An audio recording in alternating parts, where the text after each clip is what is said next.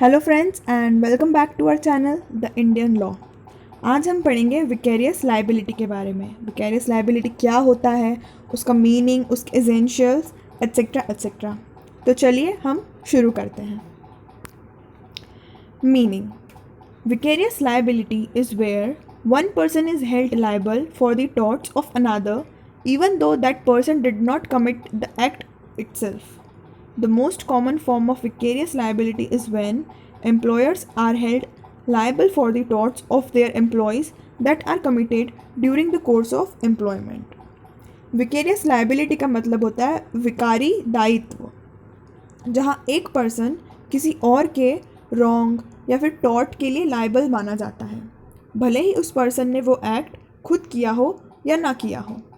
बहुत common form है vicarious liability का वो है जब एम्प्लॉयर्स को उनके एम्प्लॉयज़ की गलती की वजह से लाइबल माना जाता है ड्यूरिंग द कोर्स ऑफ या फिर during the period of their employment.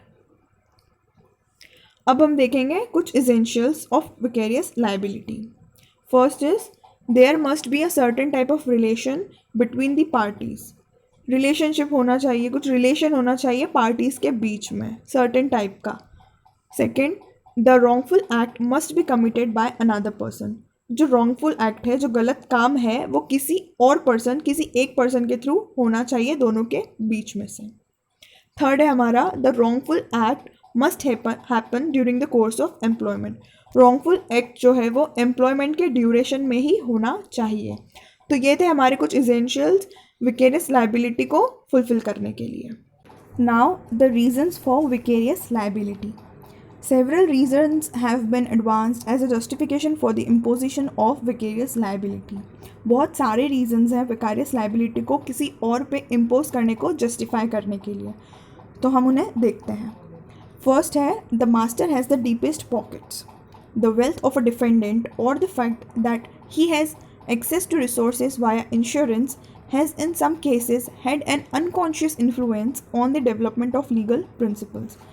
Deepest pockets. The master has the deepest pockets. What is the meaning of this? Master has all the sources. Defendant की wealth पे, उसके सारे resources पे, via insurance और कुछ cases में legal principles के development में इनसेंटिमेंट अथॉरिटी या इनसेंटिमेंट इन्फ्लुएंस भी रहता है. So the master has all the resources, all the control on the servants wealth etcetera. Second है हमारा vicarious liability encourages accident prevention by giving an employer a financial interest in encouraging his employees to take care for the safety of others. Vicarious liability accidents को भी prevent करती है through financial, so that वो अपने employees की safety का ध्यान रख सकें, इंटरेस्ट का ध्यान रख सकें. Third, as the employer makes a profit from the activities of his employees, he should also bear any losses that arose due to that activities. जैसे कि एम्प्लॉयर एम्प्लॉयज़ की एक्टिविटीज़ से प्रॉफिट कमाता है, वैसे ही एम्प्लॉयर को एम्प्लॉयज़ की activities से लॉसेस भी बेयर करना पड़ते हैं. Examples of vicarious liability. The liability of doing any wrongful act on behalf of another person is based on the concept of respondent superior. Also, this means that the superior should be let liable. जो liability होती है कुछ भी wrongful act को करने की another person के behalf पे, वो respondent superior के concept पे based होती है, जो superior है उस पे based है.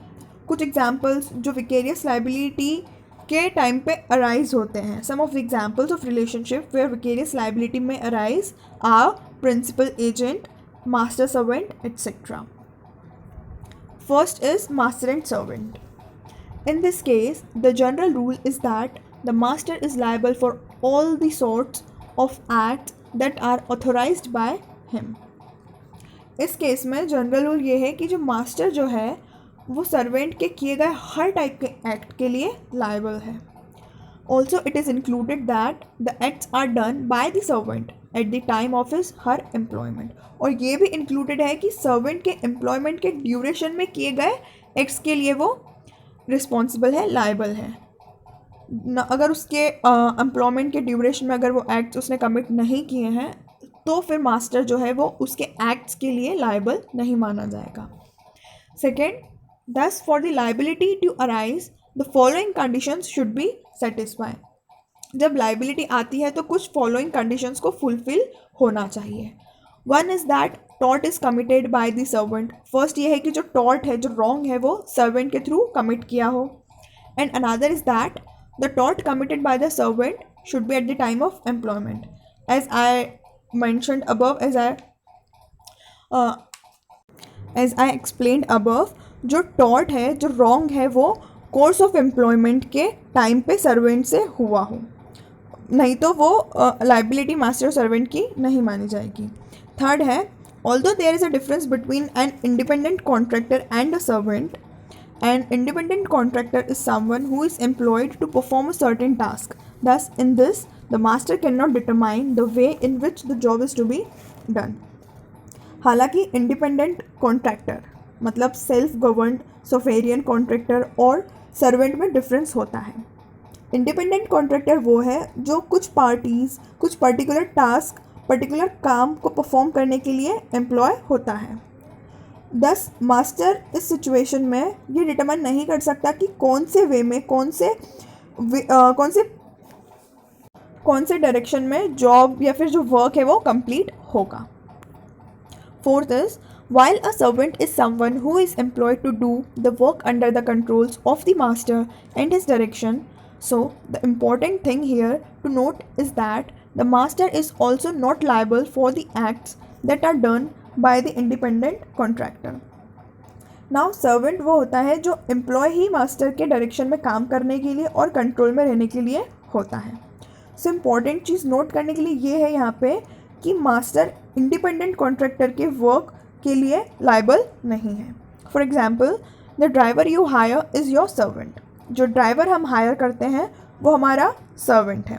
You can give him advice as to how to drive the car and give him directions. हम उसे गाड़ी कैसे चलाएं, गाड़ी को किस तरह से डायरेक्ट करें, उसको डायरेक्शंस वगैरह के कंट्रोल हम उसे दे सकते हैं, हम उसे एडवाइस दे सकते हैं. While the taxi driver is in the scenario will be the independent contractor. But इसी केस में अगर हम टैक्सी ड्राइवर को देखेंगे तो वो है independent contractor. Thus you can only tell the direction to the taxi driver but you can not order him. वैसे ही हम उसे डायरेक्शंस बता सकते हैं कि हमें यहाँ जाना है, हमें वहाँ जाना है, बट हम उसे ऑर्डर नहीं कर सकते कि तू गाड़ी ऐसे चला या तू गाड़ी वैसे चला, इसका ध्यान रख, उसका ध्यान रख. He is well known, so उसे हम कुछ गाइड नहीं कर सकते. Now principal and agent. Principal in this case is a person who authorizes someone to act on his her behalf, while the other who is advised to act accordingly is called as the agent.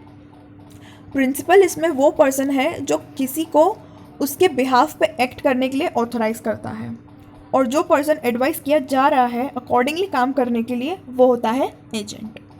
It is always stated that the principal is stated liable for any act by his agent. ये हमेशा से कहा जाता है कि principal उसके agent द्वारा किए गए एक्ट्स के लिए लायबल है. It is important that the act is authorised by the principal for him to be held liable.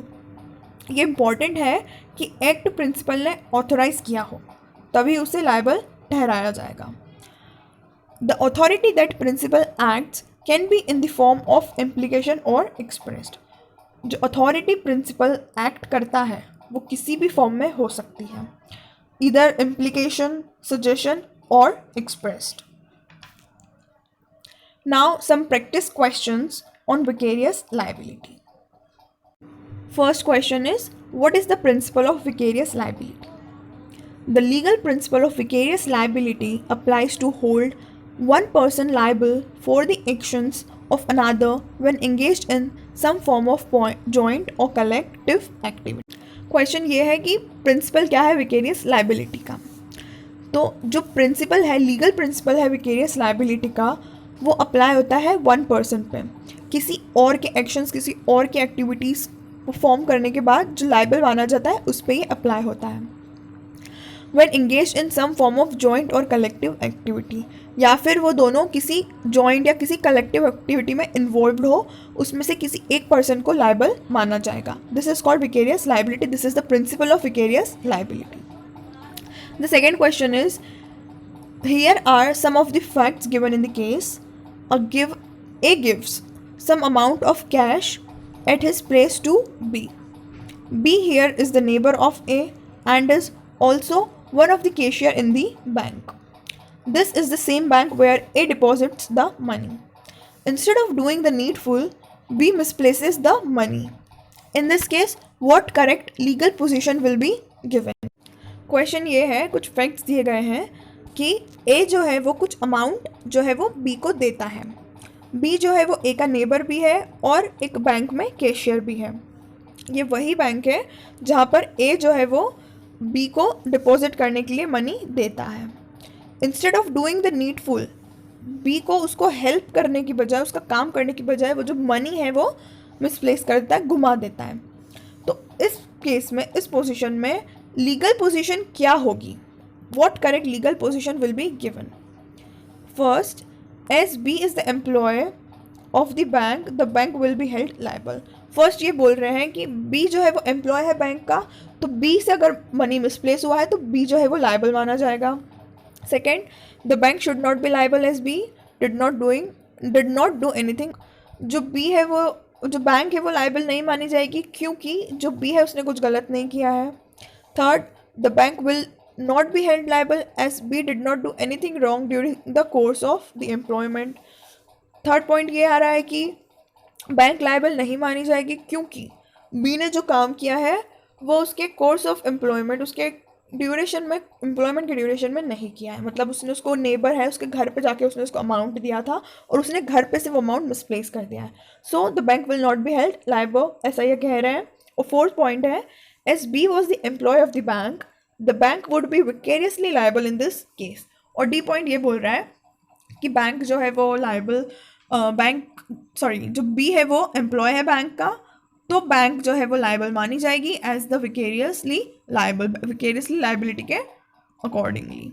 So what will be the answer of this? So the answer is C. The bank will not be held liable as B did not do anything wrong during the course of the employment. क्योंकि B के पास जो amount आया था वो bank में नहीं आया था, वो उसके घर पे आया था. If the amount would be accepted by him in the bank in the course of his employment at his work place, तब वो बैंक लाइबल मानी जाती. बट वो अमाउंट उसके घर पे आया था without the course of his employment, so bank will not be held liable and B would have to return the money by itself. So guys, ये था हमारा lecture on vicarious liability. Keep updated, stay healthy, stay safe and stay home. Thanks for watching.